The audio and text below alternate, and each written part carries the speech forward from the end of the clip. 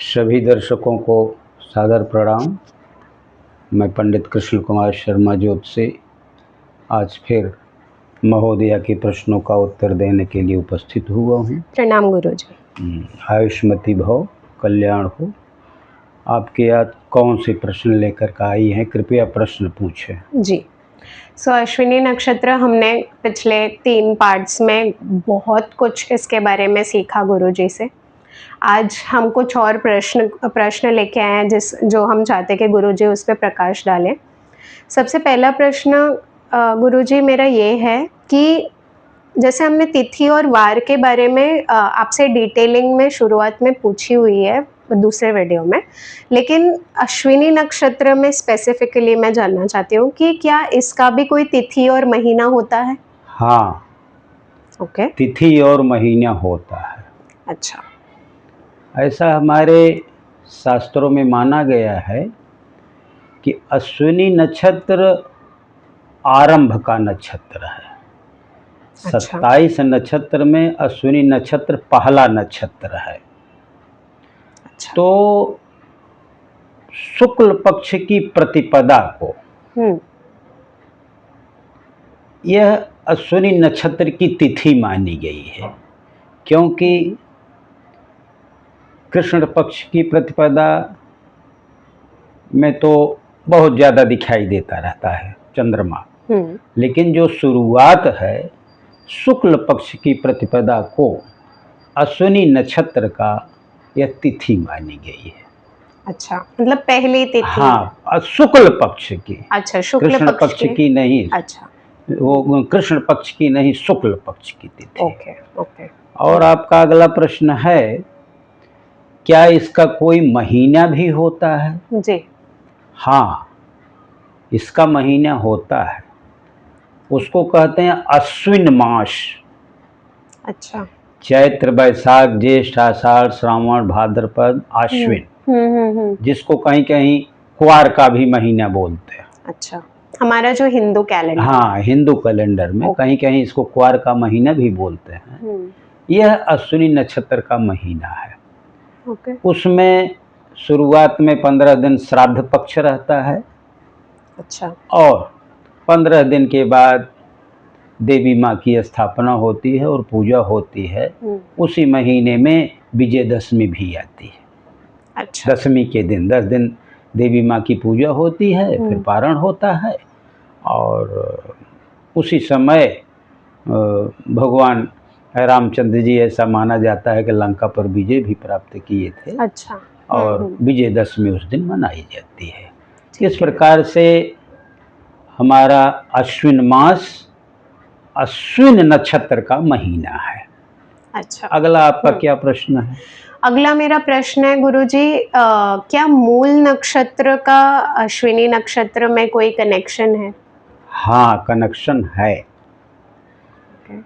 हमारे 6 नक्षत्र मूल नक्षत्र के माने जाते हैं।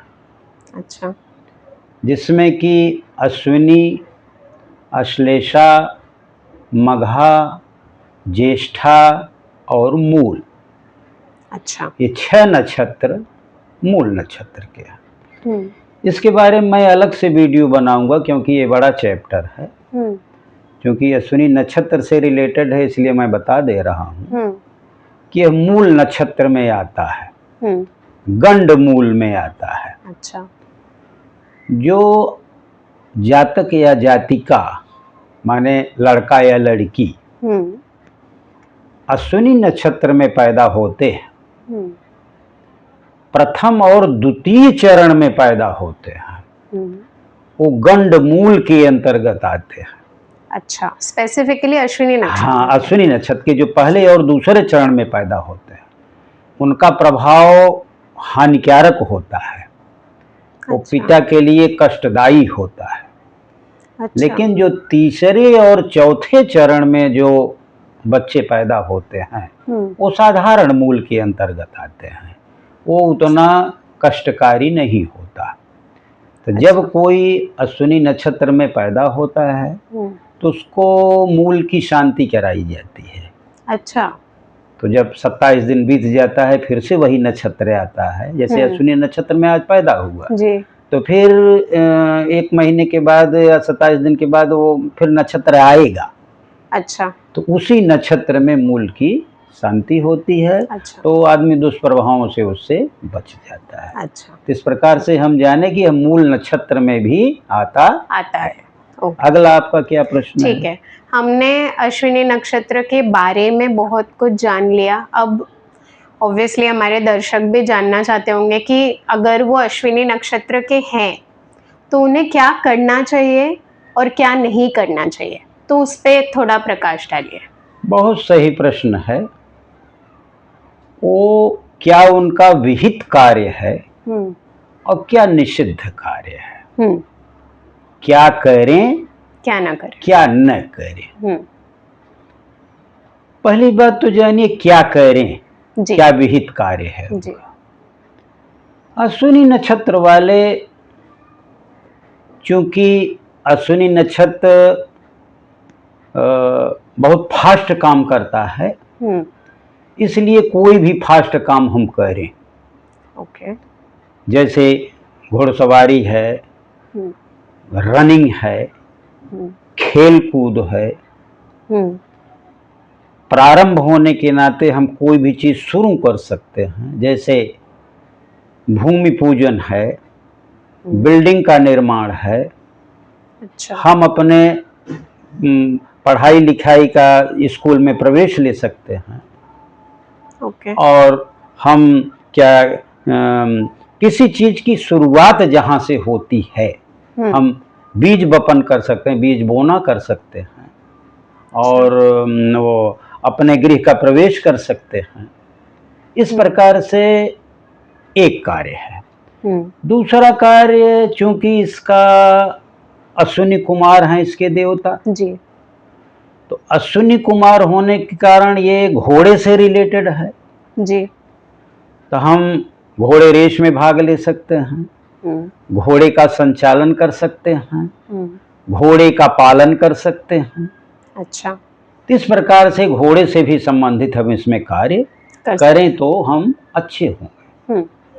तीसरी बात और है कि इसके देवता अश्विनी कुमार हैं। तो अश्विनी कुमार देवताओं के वैद्य हैं, डॉक्टर हैं। तो डॉक्टरी से रिलेटेड अगर कोई अश्विनी नक्षत्र वाला काम करता है, MBBS करे या BHMS करे या आयुर्वेद पढ़े, होम्योपैथ पढ़े या हॉस्पिटल बनवाए, अच्छा, लोगों की सेवा करे, क्योंकि डॉक्टरी में वो डॉक्टर का काम सेवा भी करना रहता है, लोगों की सेवा करे तो इसमें वो ज्यादा सफल होगा। अच्छा। और अब ये अश्विनी नक्षत्र हमारे मेष राशि में आती है। जब हम कोई व्यवसाय बताते हैं या कोई कर्म बताते हैं तो हम बताते हैं कि उसकी राशि को भी देखते हैं। तो इस प्रकार से इसको जो विहित कर्म है, विहित कर्म यानी क्या करें, क्या करें का मतलब ये है कि हम कोई चीज फास्ट वाला काम करें, डॉक्टरी से रिलेटेड काम करें और उसमें क्या कहा जाता है, वो डॉक्टरी का रिलेटेड हो गया, फास्ट काम हो गया, कहीं साहस का काम हो गया, हम ये काम करें तो इसमें हम अच्छा सफल पाएंगे। ठीक है। अब ये है कि हम कौन सा निषिद्ध काम इसमें है, क्या काम न करें, जो नहीं करना चाहिए। अश्विनी नक्षत्र वाला आदमी शुरू तो करता है लेकिन अंत करना इसका मुश्किल रहता है। अच्छा। इसलिए अगर उसका समाप्ति क्या काल है जी, तो अश्विनी नक्षत्र में न करे तो अच्छा है, क्योंकि ये आरंभ का नक्षत्र है, समाप्ति का नक्षत्र नहीं। अच्छा। और अश्विनी नक्षत्र वाला भावना प्रधान होता है, इमोशनल होता है, इमोशनल होता है। अच्छा। चंचल होता है, अच्छा। उसको थोड़ा नशाखोरी से भी बचना चाहिए। अच्छा। नहीं तो नशा चंचल है, उत्सुक है, कोई काम को तेजी से करना चाहता है, तो नशाखोरी के चक्कर में भी फंस सकता है वो। इसलिए उस चीज में इसको सावधान रहना चाहिए। ठीक है। जहां पर स्थायित्व हो वहां पर अश्विनी नक्षत्र वालों न काम करें तो अच्छा है। मतलब अस्थायित्व माने जैसे शादी विवाह है।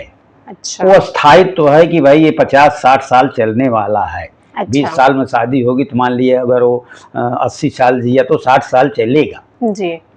तो अश्विनी नक्षत्र में शादी न हो तो अच्छा है। अच्छा, तो अश्विनी नक्षत्र में मतलब इन शॉर्ट शादी दिया है, विवाह के मुहूर्त अश्विनी नक्षत्र में दिए गए हैं। अच्छा। अश्विनी नक्षत्र में शादी हो सकती है। अच्छा। एक सूत्र आया है, उस सूत्र में दिया गया है, लेकिन अश्विनी नक्षत्र का पहला दूसरा चरण तो न रहे। अच्छा। तीसरा चौथा चरण हल्का होता है। अच्छा। उसमें कोई दोष नहीं होता। अच्छा। क्योंकि वो गंडमूल से भी रिलेटेड है। इसलिए जहां तक हो शास्त्र में दिया है कि अश्विनी मूल और मृगशिरा और उत्तराषाढ़ा नक्षत्र में विवाह होता है, और तो उसमें एक अश्विनी नक्षत्र भी है। लेकिन जो अच्छे ज्योतिषी हैं अश्विनी नक्षत्र के पहले दूसरे चरण में नहीं करते, या तो नक्षत्र ही कर देते, या करते भी हैं तो तीसरे और चौथे चरण में करते हैं। अच्छा।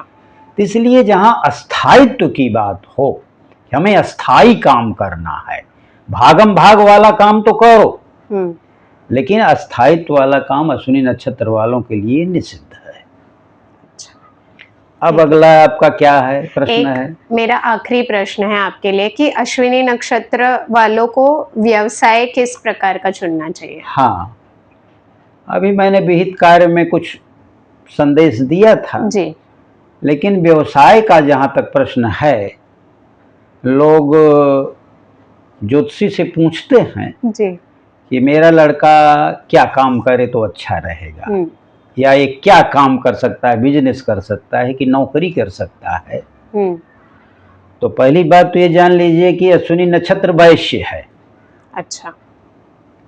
तो अगर ये व्यवसाय करेगा तो इसमें ज्यादा सफलता मिलेगी। पिछली बार भी मैंने किसी एपिसोड बताया है, किसी वीडियो में जी। और उसमें भी व्यवसाय किस टाइप का हो, जैसे मैं बताया कि अश्विनी कुमार वैद्य हैं, डॉक्टर हैं, डॉक्टरी से रिलेटेड व्यवसाय हो। अच्छा। यानी वो डॉक्टरी पढ़े या हॉस्पिटल खोले, लोगों की सेवा करे, और चूंकि वो घोड़े से भी रिलेटेड है तो घोड़े का पालन करे, घोड़ा का क्रय विक्रय करे, दुकान करे, क्योंकि ये वैश्य है जी। व्यवसाय कोई भी करे, भूमि का खरीद फरोख्त करे, तो उसमें इस व्यवसाय में वो सफल होगा। अच्छा। तो इन शॉर्ट वो अगर बिजनेस करे जहाँ पे थोड़ा social service involve social service हो, क्योंकि तो ज्यादा बेटर है। क्योंकि सोशल सर्विस जो है अश्विनी नक्षत्र के मेन में है। अच्छा। और ये जिस राशि में है वो मेष राशि है, और मेष राशि का अग्नि तत्व है। अच्छा। तो अग्नि तत्व होने के कारण वो सेना में भी जा सकता है। अच्छा, क्योंकि करेजियस होता है। उसको मिलिट्री में जाएगा, पुलिस में जाएगा, और जहां पर आपको प्रशासन करना है उसमें भी अगर अश्विनी नक्षत्र वाला जाए तो उसका व्यवसाय अच्छा होगा। क्योंकि वो, और जहां ये मेष राशि पुरुष की राशि है, और पुरुष की राशि होने से जहां पुरुषत्व का काम है, जहां स्त्रीत्व का काम नहीं, जहां पुरुषत्व का काम है, अगर वो करे तो अश्विनी नक्षत्र वाला ज़्यादा सफल होगा। इसलिए उसको उस टाइप का व्यवसाय, सेना का व्यवसाय, हॉस्पिटल का व्यवसाय, घुड़सवारी का व्यवसाय, खरीद फरीद का व्यवसाय और वो बिजनेस का, दुकान खोलने का अगर वो करे तो इसमें ज़्यादा सफलता मिलेगी। क्या हम ये कह सकते हैं कि अश्विनी नक्षत्र वाले लीडर टाइप होते हैं? लीडर तो मैं उतना नहीं कह सकता, लेकिन इतना कह सकता है कि साहस से अपना काम कर लेंगे। किसी चीज़ को अगर आप स्टार्ट करना चाहते हैं तो उसमें अगर अश्विनी नक्षत्र वाला आदमी है, क्योंकि वो बैठ नहीं सकता। अच्छा, अश्विनी नक्षत्र वाला हमेशा काम करने के लिए व्याकुल रहता है। लेकिन कभी कदार वो दिक्कत होती है कि बीच में भी छोड़ देता है। हाँ, मतलब वो कंप्लीट नहीं कंप्लीट नहीं कर पाता। अच्छा। स्टार्ट तो करता है कभी कदार, इसलिए उसको धैर्य रखना पड़ेगा कि उसको कंप्लीट करे, क्योंकि ये करेगा और दूसरे करने की उसकी जो है उधर बढ़ जाएगा। अच्छा, ये मतलब काम अच्छा कर रहा है और दूसरा सोच रहा है चलो दूसरा कर लेते तो इसमें ज्यादा फायदा मिल जाता है, और उसको बहुत फास्ट चालू करेगा। अच्छा। अश्विनी नक्षत्र का आदमी। अच्छा। इसलिए थोड़ा सा इसमें सावधानी रखनी चाहिए कि जरा सा उसको ध्यान दे कि जो काम किया है कम से कम उसको पूरा करे। ठीक है। तो शायद आपको व्यवसाय समझ में आ गया होगा कि अश्विनी नक्षत्र का क्या काम करे। का अगला प्रश्न क्या है? जी, तो अगला प्रश्न मैं आपसे ये पूछना चाहती हूँ कि अगर अश्विनी नक्षत्र में कोई पैदा हुआ है तो उसकी समस्या क्या हो सकती है, या मतलब कौन से सिचुएशन में कब आएगी, ये इस पे थोड़ा आप प्रकाश डालिए। क्या कुछ मतलब आ सकती है समस्या कोई अश्विनी में पैदा हुआ है तो? हाँ, समस्या आती है जी। समस्या कब आती है? जब आपकी कुंडली में अश्विनी नक्षत्र जहां पर है, ठीक है, उसको कोई पापी ग्रह देख रहा है। अच्छा, यानी उसकी दृष्टि किसी पापी ग्रह पर पड़ रही है, या पाप कर्तरी के अंतर्गत है। पाप कर्तरी मतलब होता है कि जिस भाव में वो बैठा हुआ है उसके अगल बगल के भाव में पापी ग्रह बैठे हुए हैं। पापी ग्रह कौन से होते हैं? पापी ग्रह होते हैं, मंगल होता है, शनि होता है, अच्छा, राहु होता है, केतु होता है, सूर्य होता है। अच्छा, ये 5 पापी ग्रह। ये पापी ग्रह है। पापी और क्रूर ग्रह माने जाते हैं। ठीक है। ये कोई ग्रह अगर अगल बगल भाव में बैठे हुए हैं या इनकी दृष्टि पड़ रही है, अश्विनी नक्षत्र की राशि जहां पर है 1 नंबर की, या उसके ऊपर अश्विनी नक्षत्र की राशि जहां 1 नंबर की मेष राशि है, उस पर कोई गलत या पापी ग्रह गोचर कर रहे हैं। अच्छा, अब गोचर मतलब क्या होता है? गोचर हर महीने या साल भर में अलग अलग ग्रहों का अलग अलग गोचर होता है। कोई 2.25 दिन का रहता है, तो कोई 1 साल का रहता है, कोई 13 महीने का रहता है, तो कोई 1 महीने का रहता है। एक राशि पे रहते हैं। तो जब वो घूमते घूमते पापी ग्रह उस पर गोचर करने लगते हैं, ठीक है, तब अश्विनी नक्षत्र वालों को समस्या आ जाती है। अच्छा, ये फलित में बताया जाता है। जब जन्म कुंडली बनती है तो उसमें लिखा जाता है नीचे यही सब देख। अच्छा, तो उसमें क्या समस्या आती है? जो अश्विनी नक्षत्र वाले का गुण चलता रहता है वो गुण खराब हो जाता है। अच्छा, जैसे तेज काम कर रहा है तो काम करने का मन ही नहीं कर रहा है, उसका उत्साह ढीला हो गया है, और उसके अंदर जो लड़ने भिड़ने की क्षमता है कम हो गई, कम हो जाती है। और जो हमारा मेष राशि है वो सिर का कारक होता है, सिर का। अच्छा, अगर पापी ग्रह उस पर चलने लगे या देखने लगे या पाप करते यानी किसी भी प्रकार से वो पीड़ित हो गया, वो राशि दुख भाव में चली गई, कुंडली में 6वें 8वें और 12वें भाव में चली गई। अच्छा, तो क्या होगा? वो सिर का रोगी होगा, अच्छा, उसको ब्रेन स्ट्रोक होगा, मस्तिष्क में प्रॉब्लम होगा, सिर में दर्द होगा। अच्छा, सर के रिलेटेड, सिर से रिलेटेड जो उसके रोग हैं वो उसको हो जाएंगे। अच्छा, ये समस्या होती है। अब आगे आपका क्या वो है जी? समस्या तो हमने सुन ली, अब हम चाहते हैं कि ये समस्या का उपचार या समाधान भी बता दीजिए। हाँ। समस्या का उपचार है जी, समस्या का उपचार है, ये जो अश्विनी नक्षत्र है, पहली बात तो देखिए किस राशि में है। ये मेष राशि पहली राशि में आता है जी। उसके देवता कौन है? मंगल। जब मैं देवता बताएंगे, हर राशियों का चैप्टर चलेगा, सारी राशियों का मैं बताऊंगा, लेकिन अभी जान लीजिए मेष राशि के देवता मंगल है। तो मंगल भगवान की उपासना करने से कुछ शांति मिलेगी। उनकी मंत्रों से जाप करिए और इनकी उपासना करिए। अब मंगल के मंत्र क्या है? ओम हूं श्रीम भौमाय नमः। ओम हूं श्रीम भौमाय नमः, ये बीज मंत्र है। अच्छा, बीज मंत्र होता है, तांत्रिक मंत्र होता है, लौकिक मंत्र होता है, लेकिन अधिकतर बीज मंत्रों का ही जप किया जाता है। अच्छा, इसका जप करे, हाँ, इसका जप करे, केतु से संबंधित वस्तुओं का दान करे। अच्छा, अरे सॉरी, मंगल से संबंधित वस्तुओं का ध्यान करे। ओके।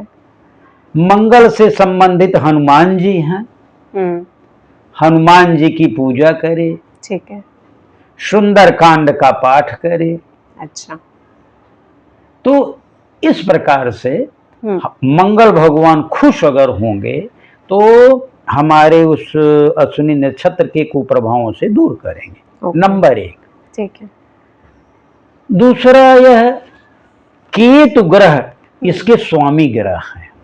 अच्छा, अश्विनी नक्षत्र के केतु ग्रह स्वामी ग्रह हैं। अच्छा, स्वामी ग्रह होने के कारण केतु भी इसमें मदद करेंगे। केतु हमेशा झंडा लेके आगे चलते हैं। अच्छा, केतु अगर शुभ ग्रह के साथ हैं तो आपका नुकसान नहीं करते हैं। तो पापी ग्रह हैं, हाँ, क्रूर ग्रह हैं, हाँ, उन्हीं से ग्रहण लग जाता है। ओके। सूर्य ग्रहण उनसे लगता है। अच्छा, लेकिन अगर वो शुभ जगह बैठे हुए हैं कुंडली में तो आपका नुकसान नहीं करेंगे। अच्छा। लेकिन वो गलत जगह बैठे हुए हैं तो आपका नुकसान करते हैं। अच्छा, तो केतु भगवान की अगर हम पूजा करें तब भी इस अश्विनी नक्षत्र वालों को राहत मिल सकती है। अब केतु की पूजा के लिए क्या करें? केतु का रंग काला होता है। अच्छा। काली चीजों का दान करें, नंबर 1 चीज। दूसरी चीज जो उनकी मंत्र है, ह्रीं ओम ह्रीं ऐं केतवे नमः। अच्छा, इस मंत्र का हम जप करें।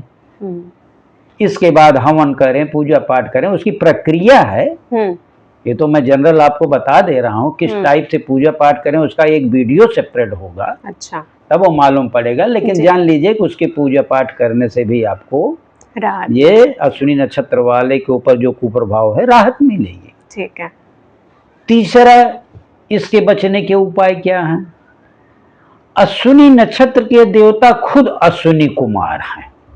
हाँ, तो अश्विनी कुमार में मैं बताया था कि अश्विनी कुमार के मंत्रों का भी जाप करो। उनकी वैदिक मंत्र भी है। अच्छा, नहीं वैदिक मंत्र याद आ रहा है तो अश्विनी कुमाराभ्याम नमः, इसी क्या आप जप करिए। और लोगों की सेवा करिए, लोगों की को दवाइयां दान दीजिए। अच्छा, आप घी का भी दान दे सकती हैं, ब्राह्मणों को भोजन करा सकती हैं। अच्छा, इस प्रकार से करने से अश्विनी नक्षत्र की समस्या से हम छुटकारा पा सकते हैं। ठीक है। और आप गणेश भगवान की भी पूजा कर सकते हैं। अच्छा। गणेश का ओम गं गणपतये नमः, क्योंकि गणेश भगवान निर्विघ्न विघ्न हरता है जी।